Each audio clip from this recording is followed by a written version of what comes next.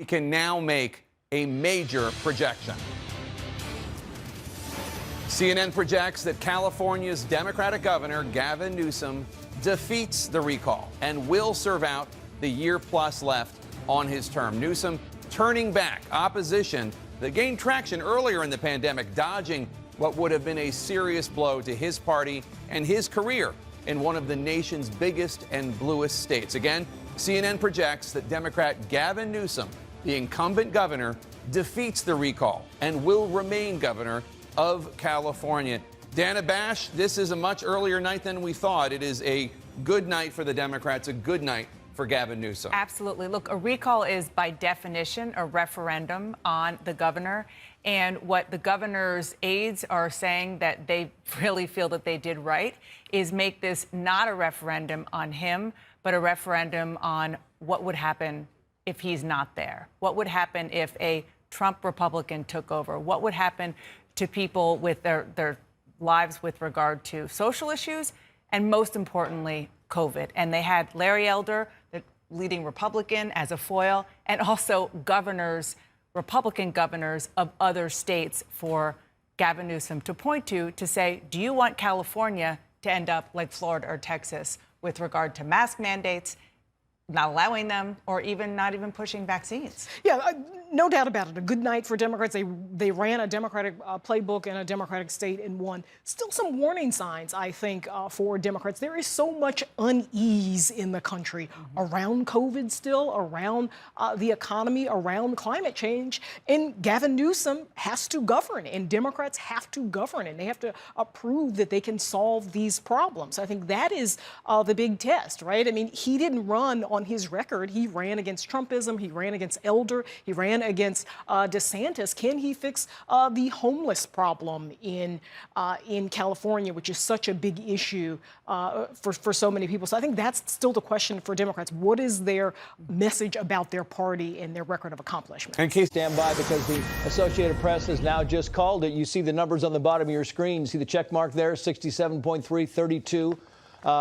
Yes, that means that Gavin Newsom will not be recalled. The Associated Press has now called it. You've got 58% of the vote in. As we said earlier, we knew that this was going to be the early totals in some of these large counties that came in, like Los Angeles County and up in the Bay Area. Our assumption and what the pundits were telling us is that as the night goes on, you're going to get some of the later votes, and you're going to get some of the votes from the areas like Fresno and Bakersfield and Tuolumne County and Tulare County, and some of these areas that have more conservative areas as you get closer to the Nevada border and you move up the state. Well, we're still waiting for those. But the Associated Press and other networks have now decided it's not going to be enough. It's not going to be enough, and that Gavin Newsom will retain his position. And this is kind of what we're building up to, because Gavin Newsom and the Democrats were very confident in the fact they believed they were going to win this. And we expect that Gavin Newsom will be speaking any moment now.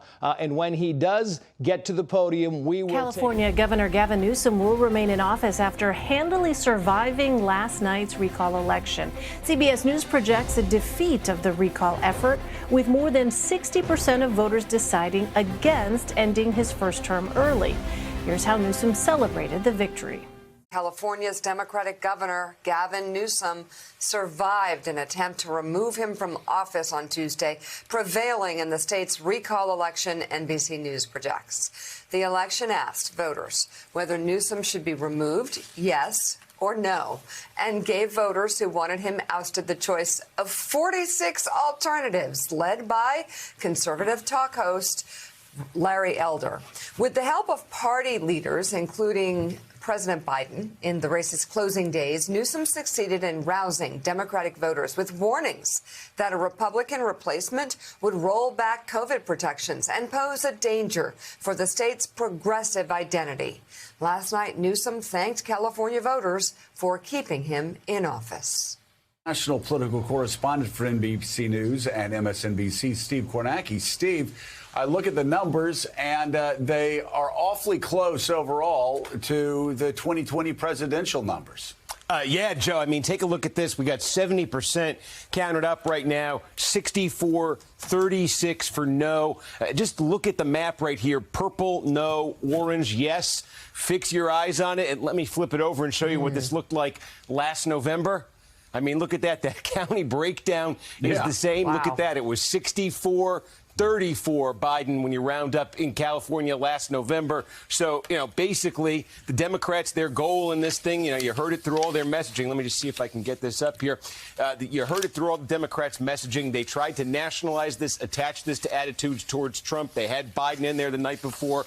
And this looks, I mean, you can go county by county. And I think, it really becomes dramatic. I mean, take a look down here, for instance, Orange County, just south of Los Angeles. This is one of the biggest in the state, one of the biggest counties in the country. You see the recall, not everything's counted, but close to 80%. The recall's running at about 53% no right now. What did Biden run at in 2020? 53.5% no.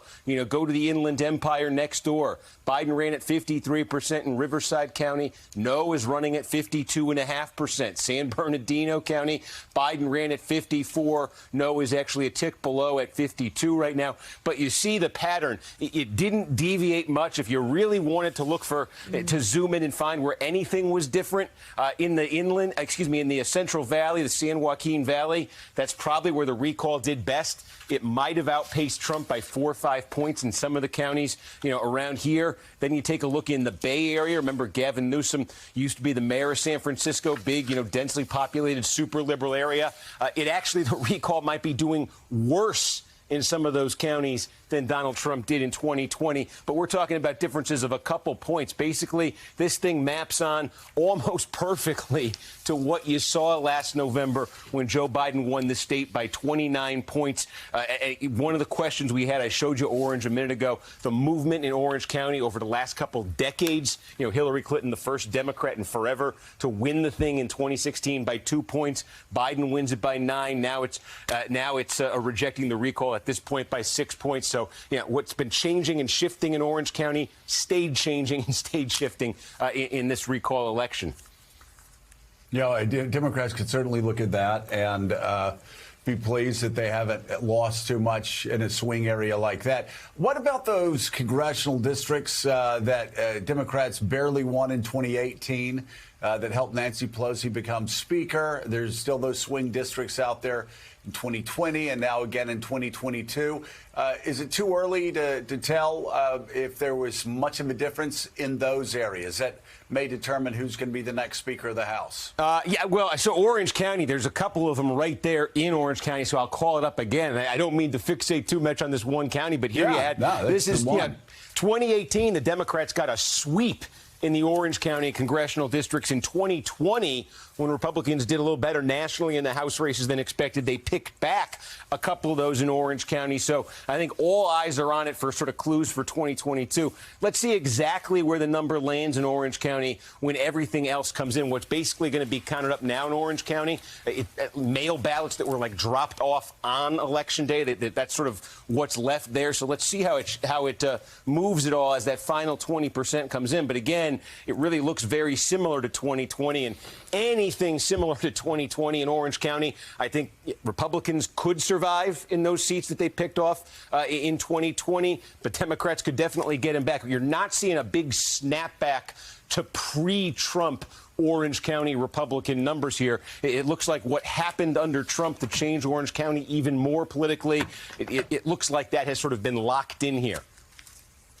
So, Steve, 30-point win. It may end up being a little less than a 30-point victory for Gavin Newsom. But if you go back to just the summer even, people around Governor Newsom were genuinely concerned. There's a reason Joe Biden and Kamala Harris and Elizabeth Warren and Bernie Sanders and all those people came in to make sure he got the job done. How did things change so dramatically? Was it the emergence of Larry Elder, whose views were so extreme to so many people that maybe it got Democrats to go out? What did these votes hinge on? Yeah, I mean, I look at it, and again, we're just talking about how similar this is to that basic breakdown, the red-blue map in the presidential race last year, and really just the red-blue map you'd expect in just about any California election these days. I think I think there's three things to say. Number one, the polling that was out there over the summer when there started to be rumblings of, hey, is something happening here. It certainly caught my interest. It caught everybody's interest.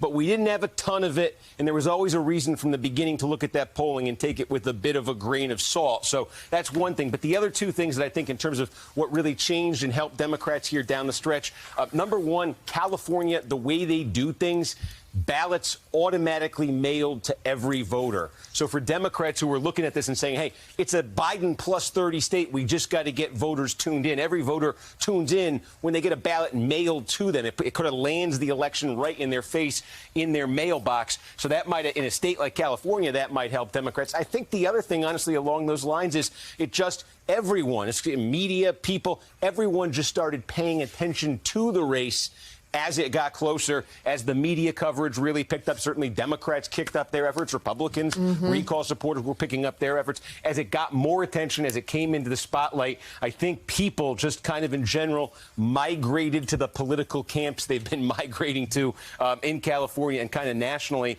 the last few years. Because, again, just it was so striking here how similar this is to last November's number. It's not like we're looking at these counties and saying, wow, the recall did 20 points better than Trump here. It did 10 points worse here.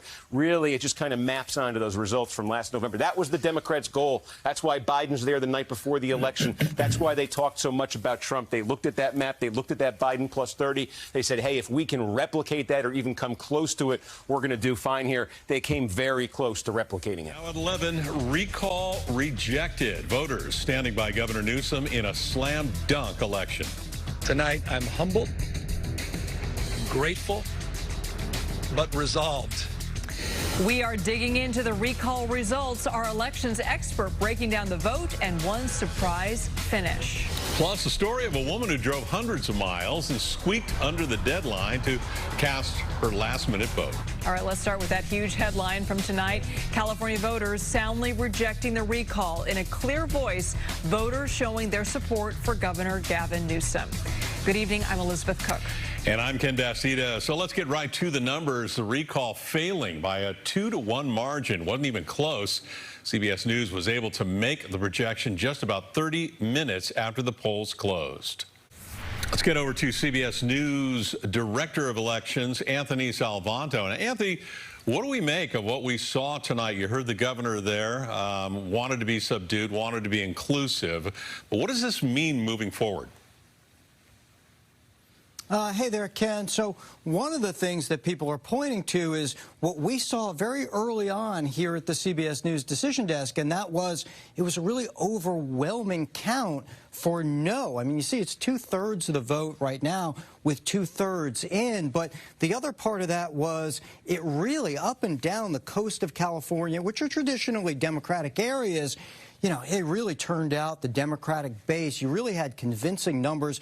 Very much so in the Bay Area, looking at 70–80% of the vote. So that's one of the things that stood out, how big of a margin that is. And then the other thing I would point you to is when you dig into the exit polls, where, yeah, the governor had a net positive approval rating, you also see that coronavirus really stood out as the most important issue for people who voted no, topping homelessness, wildfires, which are also, of course, big concerns for Californians.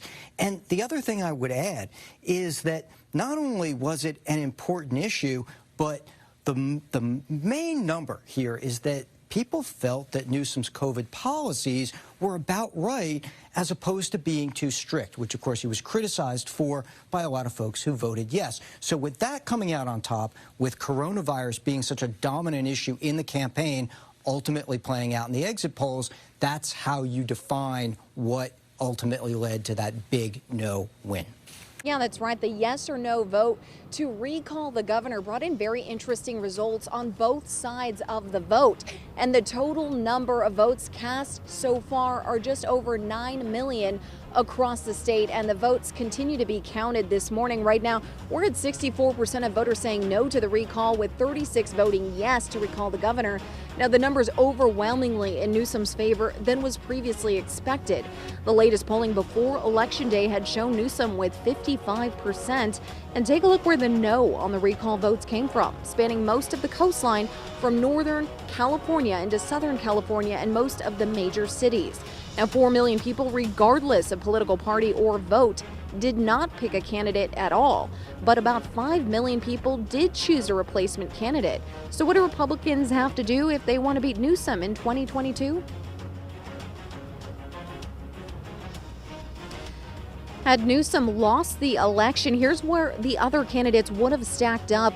The overwhelming winner, Larry Elder, with nearly 50% of the replacement vote. It was a close second for Democrat Kevin Paffrath, who beat out former San Diego Mayor Republican Kevin Faulconer by a percentage point. Now, coming up, we'll hear from replacement candidate Larry Elder on his defeat and those election results. Bria. Right, Carly, a lot more to come this morning, and before we know it, we'll be in a whole nother election season. Thank you so much. Walt? Okay, here we are at the board here, the election board, and how did people vote in terms of the recall county by county? That's Sacramento, obviously, the difference in the vote there. Let's take it up to Placer County, recall vote total. Obviously, that's one. You go to Nevada County, total votes coming in, yes and no, the difference 16,000. We're going around the horn here. San Joaquin County, look at the differential there. Let's go down to Stanislaus County. Obviously, you see the total, you see the candidate vote total, and the difference in all of that. So you go back to 2018 with the election, you see that the governor in this particular area did not fare well. But then, obviously, last night, he did exceptionally well. Larry Elder in Stanislaus County, as we jump county by county here, showing you the difference. So for Larry Elder, obviously, the no vote on the recall was obviously not good for him. But in terms of the percentage that he got of the people who were running in the recall, he did exceptionally well. Hey, Sean Hannity here. Hey, click here to subscribe to Fox News YouTube page and catch our hottest interviews and most compelling analysis. You will not get it anywhere else.